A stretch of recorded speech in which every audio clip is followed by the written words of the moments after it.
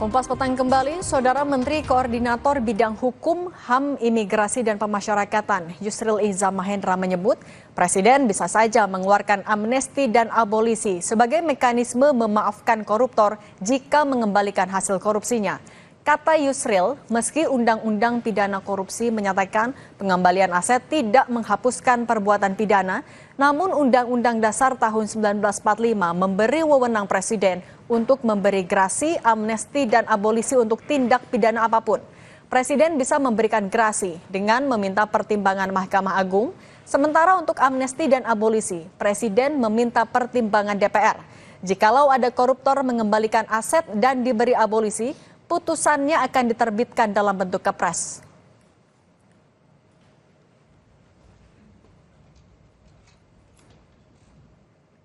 Jadi kalau misalnya Pak Prabowo mengeluarkan amnesti dan abolisi terhadap orang yang masih dalam proses hukum diduga melakukan korupsi atau orang yang sudah divonis bersalah melakukan korupsi, Presiden bisa memberikan abolisi, bisa juga memberikan abolisi jadi perkaranya tidak dituntut, atau Presiden memberikan amnesti sedang sidang ataupun diadili ataupun juga tidak akan dituntut. Itu bisa terjadi. Jadi kalau itu dilakukan, maka ketentuan tentang bahwa meskipun mengembalikan kerugian negara tidak menghapuskan sifat pidananya, itu kalau diberikan abolisi amnesti, ya perkara itu selesai. Nah, lebih tinggi itu D45 sumbernya. Di depan mahasiswa Indonesia di Kairo, Mesir, Presiden Prabowo Subianto melempar gagasan memaafkan koruptor yang mau tobat dan mengembalikan hasil korupsinya. Kata Prabowo, nanti akan diatur mekanisme pengembaliannya, termasuk secara diam-diam. Memberi kesempatan untuk tobat. Hai para koruptor atau yang merasa pernah mencuri dari rakyat, kalau kau kembalikan yang kau curi, ya mungkin kita maafkan. Tapi kembalikan dong.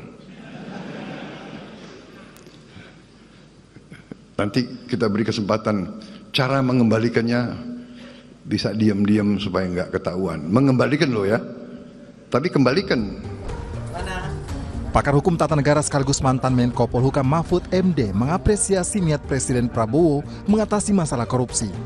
Namun, ia menyaksikan transparansi dan akuntabilitas pertanggungjawabannya jika gagasan memaafkan koruptor dengan mengembalikan hasil korupsi direalisasikan.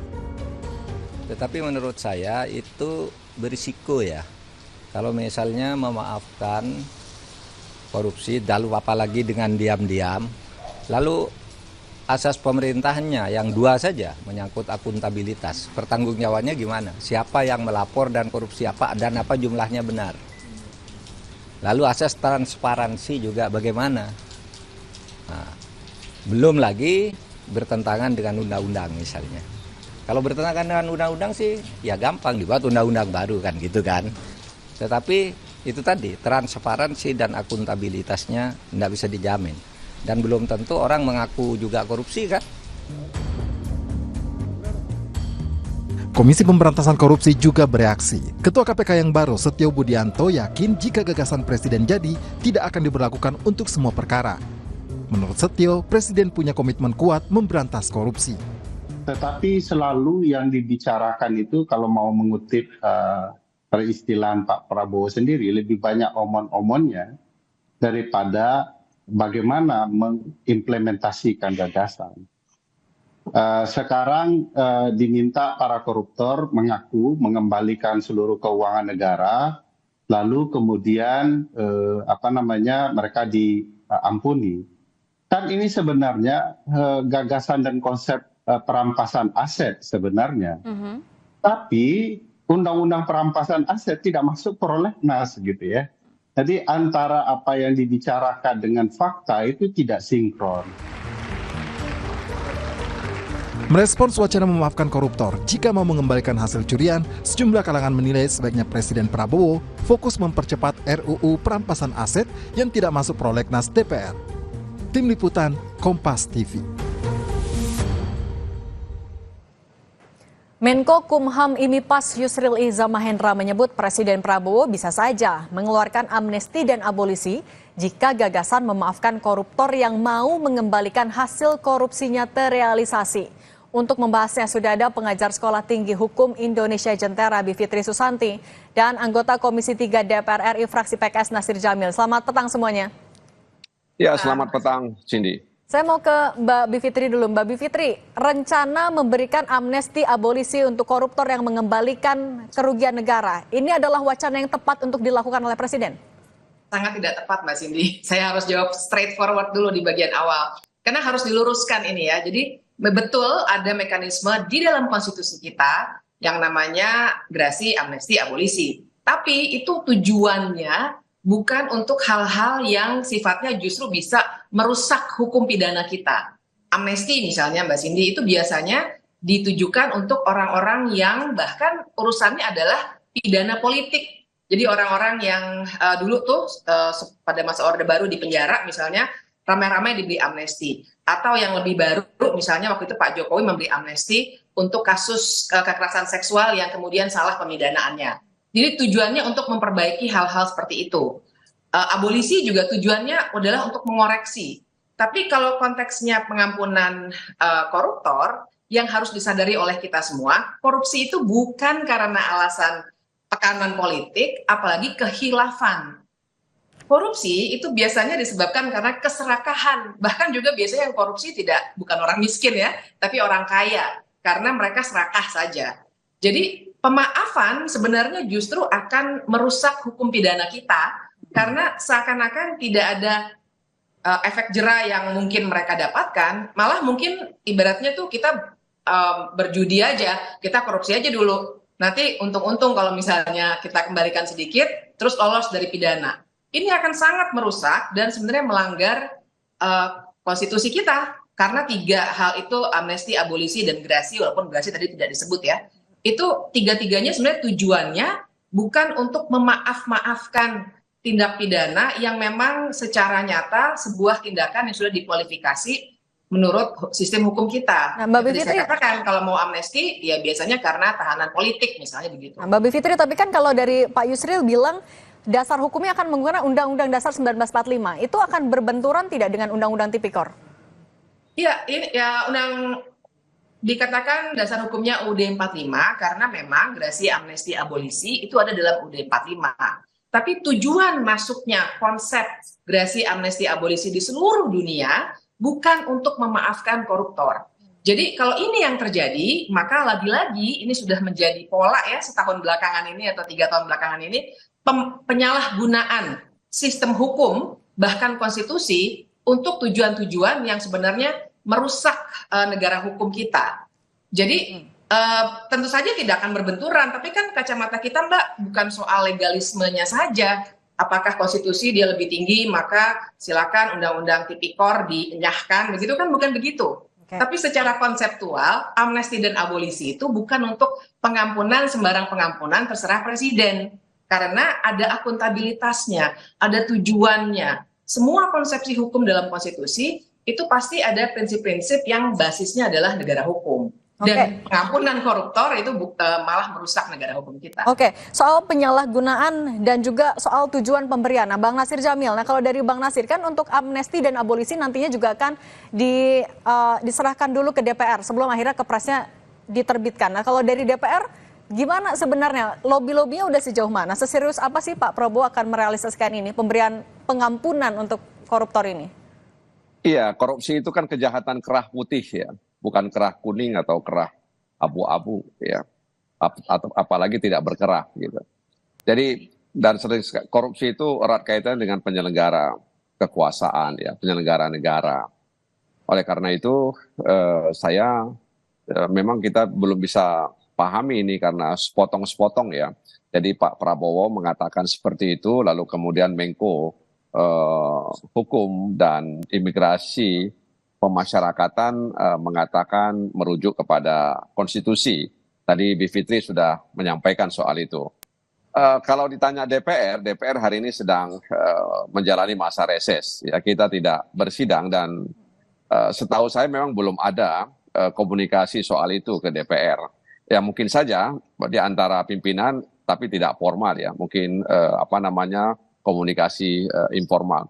Tapi saya mencoba untuk memahami ya apa yang disampaikan oleh Pak Prabowo. Begini, bisa jadi ya di tangan Presiden itu ada data ya di mana sektor sumber daya alam kita itu dikorupsi cukup luar biasa, sangat masif begitu. Dan uangnya itu tidak ada di Indonesia, uangnya itu dibawa ke luar Indonesia. Jadi di tangan Pak Prabowo atau Presiden itu sudah punya data orang-orang yang membawa lari dari kejahatan sektor sumber daya alam, dan dia katakan, hey maling, kira-kira kan begitu, hey maling, gitu kira-kira begitu ya. Kalau bahasa sekarang itu koruptor, hey maling, lo kembalikan, kira-kira begitu. Kalau nggak lo kembalikan, awas lo. Jadi mungkin Presiden sudah punya data seperti saya katakan tadi. Nah dia tinggal ingatkan itu orang-orang itu. Bahkan saya mendengar ya sayup-sayup saya dengar nama-nama juga sudah ada di tangan Presiden. Itu sayup-sayup saya dengar bahwa orang-orang yang membawa uang hasil kejahatan korupsi di sektor sumber daya alam. Dan kita tahu bahwa hari ini KPK juga belum begitu mampu ya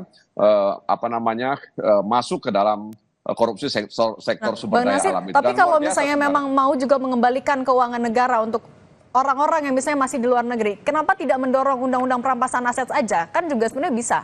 Iya, itu salah satu mekanismenya sebenarnya ya. Ya tinggal memang kita tunggu dari Presiden untuk misalnya mengajukan rancangan undang-undang tentang perampasan aset ya. Nah oleh karena itu sekali lagi apa yang disampaikan oleh Pak Prabowo ya terkait dengan hey koruptor kembalikan uang milik rakyat kira-kira begitu, maka aku akan maafkan. Tapi kan itu nanti ada mekanismenya karena asas legalitas itu kan membuat bahwa orang itu bisa diproses secara hukum kalau memang dia melanggar satu peraturan perundang-undangan. Jadi memang ini dari satu sisi asyik juga ini. Ya, Bu Fitri bisa mengkaji ini ya kalau tadi dikatakan bahwa ini seperti omon-omon dan lain sebagainya ya. Memang makanya saya katakan tadi ini kan ada semacam cuplikan-cuplikan yang kita belum tahu sebenarnya seperti apa begitu. Nah, mudah-mudahan sepulang dari lawatan luar negeri Presiden bisa menjelaskan secara utuh ya kira-kira seperti apa sehingga kemudian tidak menimbulkan kebingungan atau menimbulkan kesalahpahaman ya. Nah soal kebingungan dan kesalahpahaman ini Mbak Vivit, ini kan Pak Menko Pak Yusril bilang juga kalau misalnya dengan abolisi dengan amnesti, kasus-kasus yang sedang dilidik atau masih di pengadilan bisa dihentikan. Implikasi hukumnya apabila ini dilakukan untuk kasus korupsi, apa Mbak? Iya, abolisi sebenarnya yang menghentikan proses hukum tuh abolisi. Kalau amnesti sudah selesai. Ampunan gitu ya. Ya implikasinya adalah para koruptor itu akan dengan senang hati menyembunyikan sebagian barangkali hasil korupsinya di tempat-tempat yang tidak terlacak, kemudian melaporkan sedikit saja, yang penting lolos. Karena kan persoalannya adalah ada persoalan teknis juga Mbak. Jadi misalnya katakanlah ada klaim korupsinya katakanlah 3 triliun. Nah apakah mereka harus kembalikan 3 triliun? Apakah sebenarnya korupsinya sudah 5 triliun tapi kejaksaan menemukan hanya 3 triliun yang dikembalikan 3 triliun? Atau jangan-jangan yang dimaksud Pak Prabowo ya dikembalikan sepertiganya aja juga udahlah kita hentikan saja. Jadi secara teknis pun sebenarnya sistem hukum kita berantakan sekali untuk bisa membuat ini ada akuntabilitasnya. Kita kan nggak punya ukuran dan memang dalam hukum pidana juga tidak sesaklek itu ya. Nggak punya ukuran misalnya kalau korupsi 1 miliar hukumannya 1 tahun misalnya begitu. Memang tidak ada ukuran seperti itu. Jadi berapa besar yang dikembalikan, berapa besar yang sebenarnya disembunyikan, kan juga jadi tidak bisa terang di hadapan publik. Padahal korupsi jangan lupa urusannya nih uang kita nih, uang publik, sebentar lagi pajak mau naik lagi. Nah jadi Mbak Cindy kalau boleh saya mau kembalikan deh. Tujuan pemberantasan, maksud saya tujuan pemidanaan dalam tindak pidana korupsi apa sih? Kita kaji dulu, apakah sekedar mau dapat uang negara balik atau mau memberantas korupsi sampai ke akarnya. Kalau cuma mau sampai aset negara, harta negara itu balik, seperti kata Bang Nasir Jamil tadi, silakan ajukan undang-undang RUU atau undang-undang perampasan aset. Tapi bukan dengan sekedar mengampuni karena akuntabilitasnya nyaris tidak ada. Menurut saya tujuan dari sistem pidana korupsi kita adalah untuk memberantas tindak pidana korupsi itu. Jadi tidak bisa main diampunkan begitu saja karena nanti akan juga menimbulkan celah-celah korupsi dan kolusi lagi. Karena nanti siapa tuh yang akan mengurus? Siapa yang akan bilang yes, yang ini kita kasih abolisi, yang ini jangan. Jangan-jangan nanti tebang pilih lagi. Karena untuk sekarang pun banyak sekali koruptor yang lolos karena tebang pilih karena urusan-urusan politik. Nah, jadi di sini nih yang kita punya masalah besar dalam teknisnya pun. Oke, tapi kalau menurut Mbak Bivitri sebenarnya wacana ini muncul dari, mohon maaf saya ke Bang Nasir. Bang Nasir, tapi kalau menurut Anda, sebenarnya wacana ini disampaikan oleh Pak Prabowo, ini memang dalam bentuk lain untuk mengembalikan aset negara karena Undang-Undang Perampasan Aset belum juga bisa disahkan di DPR atau bahkan tidak masuk prolegnas 2025? Ya, soal masuk atau tidak masuk itu sebenarnya tinggal kemauan antara eksekutif dan legislatif. Di tengah jalan juga bisa dimasukkan gitu ya. Karena kan banyak pertimbangan kalau memang ingin dimasukkan. Jadi soal masuk atau tidak masuk dalam prolegnas bagi saya itu bukan sesuatu yang penting, tapi itu bisa juga dimasukkan di tengah jalan. Ada mekanisme bisa memasukkan di tengah jalan, asal sekali lagi saya katakan ada political will dari eksekutif dan legislatif untuk membahas itu. Yang kedua, saya katakan tadi bahwa memang agak rumit memang memahami apa yang disampaikan oleh Pak Presiden, meskipun kita mendukung ya agar kemudian hasil jarahan yang dijarah oleh para penjarah itu bisa dikembalikan kepada negara begitu. Tapi kan tentu harus ada mekanismenya semua. Seorang koruptor itu kan di label koruptor kan setelah vonis pengadilan ya bahwa dia koruptor. Jadi vonis pengadilan meyakini secara sah bahwa dia melanggar undang-undang sehingga dia divonis misalnya 4 tahun, 5 tahun, 6 tahun, kemudian dia harus membayar denda, pidana lainnya sebagainya. Jadi memang ini agak sedikit rumit ya apa yang disampaikan oleh Pak Presiden. Nah, mudah-mudahan saja sekali lagi saya katakan pulang beliau dari lawatan luar negeri bisa menjelaskan. Masih butuh diterjemahkan lebih jelas lagi ya Bang Nasir ya. Oke. Iya, karena memang tadi itu baik. secara teknis itu agak rumit gitu untuk Oke, menjelaskan. baik, sudah kami tangkap. Bang Nasir Jamil dan Mbak Bivitri Susanti, terima kasih sudah berbagi di Kompas Petang. Sehat selalu semuanya. Terima kasih. Terima kasih semuanya. Tetap bersama kami, Kompas Petang akan dilanjutkan oleh Tifal Solesa. Ya, Cindy, Pelabuhan Merak Cilegon, Banten sudah dipadati penumpang yang ingin menyeberang ke Pulau Sumatera untuk liburan Natal dan Tahun Baru.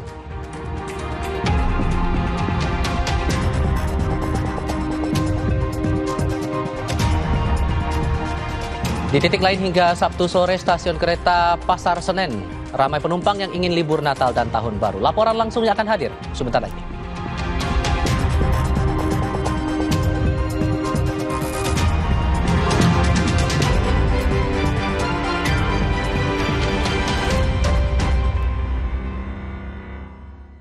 Agus mematahkan semangat korban untuk melapor. Korban merasa saya tidak akan pernah membiarkan